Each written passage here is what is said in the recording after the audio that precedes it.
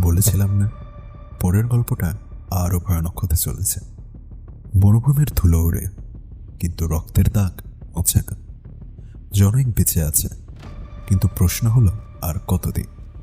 শোনা যায় যারা প্রতিশোধের পথে হাঁটে তাদের জন্য দুটি কবর খুঁড়তে হয়, একটি শত্রুর জন্য আর একটি নিজের জন্য। হাই টেবিল ভেবেছিল জন মৃত, কিন্তু মরুভূমির বালির নিচে থেকে উঠে এসেছে সেই শয়তান। তার লক্ষ্য এবার আর পালানো নয়, তার লক্ষ্য এবার হাই টেবিলকে শিকড় থেকে উপড়ে ফেলা। জনৈক চ্যাপ্টার 4, যেখানে প্রতিটি বুলেটে একটি গল্প বলে আর প্রতিটি মৃত্যু একটি কবিতা। তৈরি তো শেষবারের মতো জনৈকের সাথে নরকে প্রবেশ করার জন্য? শত্রু এবার আরও শক্তিশালী, আরও নিষ্ঠুর। তার নাম দ্য মাকুই। হাই টেবিলের এই নতুন নেতা জনৈককে মারার জন্য পুরো সিস্টেম বদলে ফেলে। তার প্রথম আঘাত নিউ ইয়র্ক কন্টিনেন্টাল, যে হোটেলটি ছিল খুনিদের একমাত্র নিরাপদ আশ্রয়।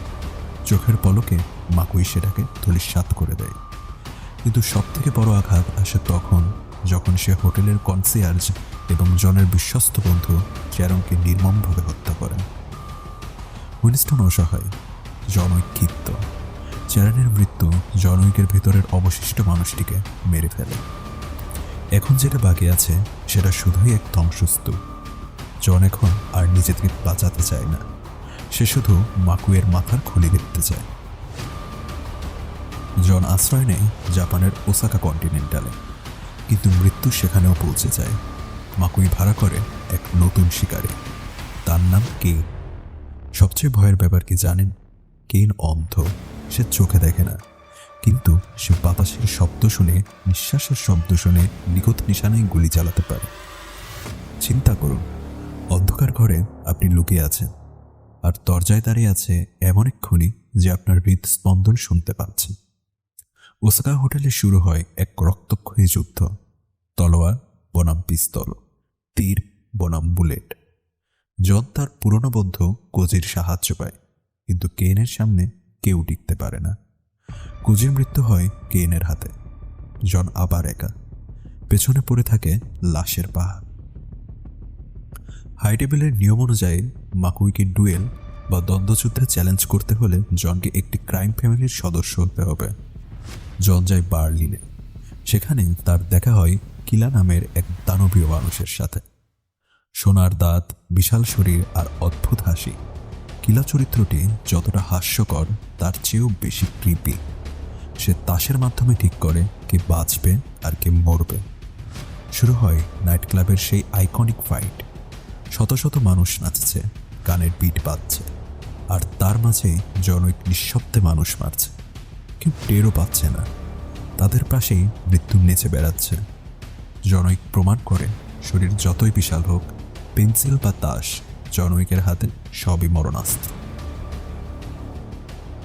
জোত চ্যালেঞ্জ করে মাকুইকে, সূর্যোদয়ের সময় হবে ডুয়েল। কিন্তু মাকুই চায় না জন সূর্যোদয় পর্যন্ত বেঁচে থাক। সে প্যারিসের সমস্ত খুনিদের লেলিয়ে দেয় জনের পেছনে। এখানেই শুরু হয় সিনেমার সবচেয়ে মাস্টারপিস অংশ। প্যারিসের একটি রেডিও স্টেশন থেকে এক নারী কণ্ঠ মিষ্টি সুরে ঘোষণা করে জনের লোকেশন, আর গান বাজিয়ে দেয় নাওয়ার টু রান। পুরো প্যারিস শহর তখন জনৈকের বিরুদ্ধে। আর্ক ডি ট্রায়াম্ফ এর গোল চত্বরে ট্রাফিক জ্যামের মধ্যে ফাইট। গাড়িগুলো এখানে অস্ত্রের মতো ব্যবহার করা হয়। এরপর আসে সেই বিখ্যাত টপ ভিউ দৃশ্য। উপর থেকে ক্যামেরা শট, জনৈকের হাতে ড্রাগন স্প্রেড শটগান। প্রতিটা গুলি থেকে আগুন বের হচ্ছে। মনে হচ্ছে আমরা কোনো ভিডিও গেম দেখছি, কিন্তু বাস্তবতা তার চেয়েও ভয়ানক। জনৈক যেন নরকের আগুন নিয়ে খেলছে। সূর্যোদয়ের আর মাত্র কয়েক মিনিট বাকি। চার্চের চূড়ায় পৌঁছাতে হবে, কিন্তু সামনে 222টি সিঁড়ি, আর প্রতিটি সিঁড়িতে দাঁড়িয়ে আছে মাকুইয়ের সৈন্যরা। জন যুদ্ধ করতে করতে ওপরে ওঠে, কিন্তু একেবারে চূড়া থেকে তাকে লাথি মেরে ফেলে দেওয়া হয়ে গেছে। 222 ধাপ করিয়া জন আবার মাটিতে। শরীর ভেঙে গেছে, রক্তে ভিজে গেছে স্যুট। দর্শকদের মনে তখন একটাই প্রশ্ন, আর কত?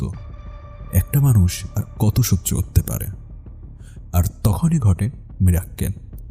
অন্ধ কিলার কেই, যে জনের শত্রু ছিল, সে এগিয়ে আসে। কারণ কেইন চায় ডুয়েলটা হোক। দুজনে মিলে আবারও সিঁড়ি বেয়ে উপরে ওঠে। এই দৃশ্যটি শেখায় শত্রুর শত্রুও বন্ধু হতে পারে। সূর্য উঠছে। প্যারিসের আকাশের সোনালি আভা, কিন্তু পরিবেশ মৃত্যুপরীর মতো শান্ত।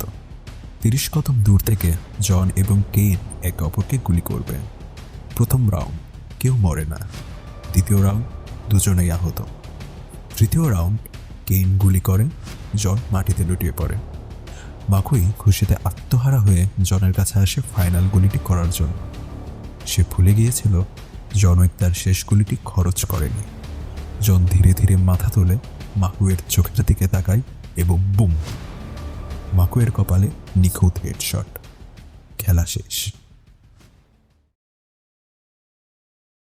জনৈক স্বাধীন, হাই টেবিলের ঋণ শোধ। সে চার্চের সিঁড়িতে বসে সূর্যোদয় দেখে।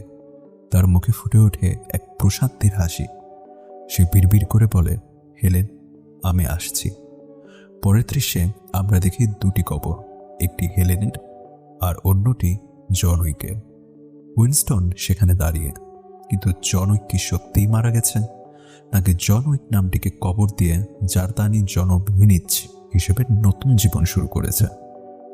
তার কুকুরটি কিন্তু আকাশের দিকে তাকিয়েছিল, যেন কেউ দেখছে। রহস্যটা পরিচালক আমাদের ওপরেই ছেড়ে দিয়েছে। জনউইকের এই মহাকাব্যিক যাত্রা কি এখানেই শেষ, নাকি চ্যাপ্টার 5-এর জন্য অপেক্ষা? আপনার কি মনে হয়, জনউইক বেঁচে আছে? কমেন্টে আপনার থিওরি জানান, আমি প্রত্যেকের রিপ্লাই দেব। ভিডিওটি ভালো লাগলে লাইক দিন এবং সাবস্ক্রাইব করুন, কারণ এরপর আমরা এমন এক হরর মুভি নিয়ে কথা বলবো যা দেখলে আপনার রাতের ঘুম হারাম হয়ে যাবে। ভালো থাকবেন।